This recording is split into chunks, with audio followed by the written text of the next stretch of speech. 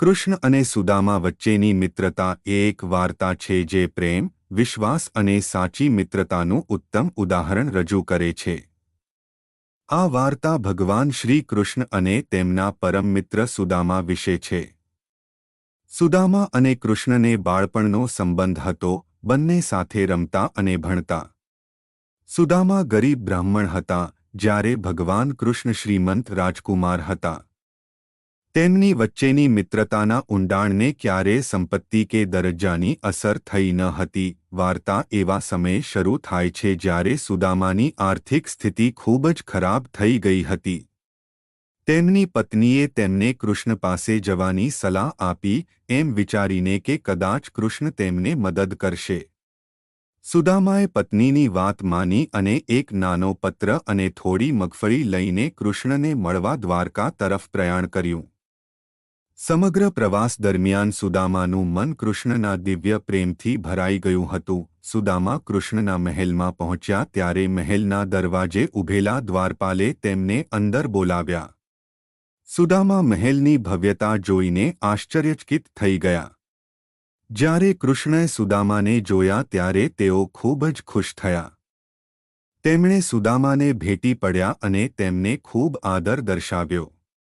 સુદામાએ ધીરે ધીરે પોતાની મગફળી કૃષ્ણને અર્પણ કરી.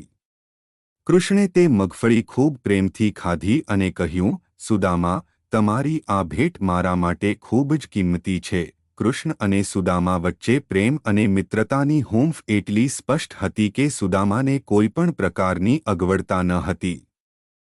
તેણે સુદામાને તેની તાજેતરની સમસ્યાઓ વિશે પૂછ્યું અને તેની સ્થિતિ જાણીને કૃષ્ણએ સુદામાને ખાતરી આપી કે બધું સારું થઈ જશે. સુદામાએ કૃષ્ણ પાસે પૈસાની માંગણી કરી ન હતી, પરંતુ કૃષ્ણે તેમની મિત્રતા અને પ્રેમને સ્પષ્ટ કરીને તેમને સુદામાના ઘરે પાછા મોકલતા પહેલા તેમને પુષ્કળ સંપત્તિ અને સમૃદ્ધિની ખાતરી આપી.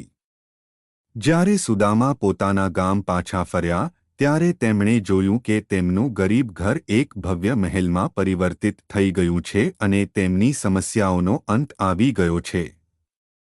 સુદામાએ કૃષ્ણની કૃપા જોઈને તેમની શ્રદ્ધા અને આસ્થા વધુ મજબૂત કરી. આ વાર્તામાંથી આપણે શીખીએ છીએ કે સાચી મિત્રતા અને પ્રેમ કોઈપણ સામાજિક દરજ્જો અથવા સંપત્તિથી ઉપર છે.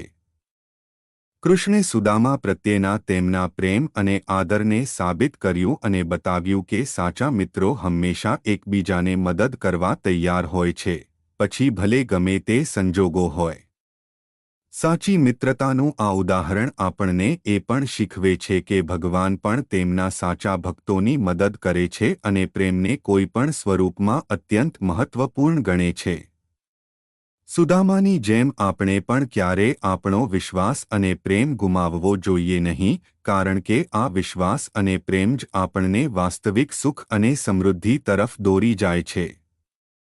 આમ, કૃષ્ણ અને સુદામા વચ્ચેની મિત્રતાની વાર્તા એક અમૂલ્ય આધ્યાત્મિક પાઠ છે, જે આપણને શીખવે છે કે પ્રેમ, વિશ્વાસ અને સાચી મિત્રતા વિના કોઈપણ સમૃદ્ધિ અને સુખ પૂર્ણ થઈ શકે નહીં. આ વાર્તા આપણા જીવનમાં સાચી મિત્રતા અને પ્રેમનું મહત્વ દર્શાવે છે અને આપણને શીખવે છે કે સાચો મિત્ર એ જ છે જે મુશ્કેલીઓના સમયમાં પણ આપણી પડખે રહે છે. આભાર મિત્રો, અમારી વાર્તા સાંભળવા બદલ. જો તમને આ વિડિયો પસંદ આવ્યો હોય તો કૃપા કરીને લાઇક કરો, શેર કરો અને અમારી ચેનલને સબસ્ક્રાઇબ કરવાનું ભૂલશો નહીં. આનાથી અમને વધુ પ્રેરણાત્મક સામગ્રી લાવવાની શક્તિ મળશે. તમારા પ્રેમ અને સમર્થન બદલ અમે તમારા આભારી છીએ. ટૂંક સમયમાં મળીશું એક નવી વાર્તા સાથે. આભાર અને ખુશ રહો.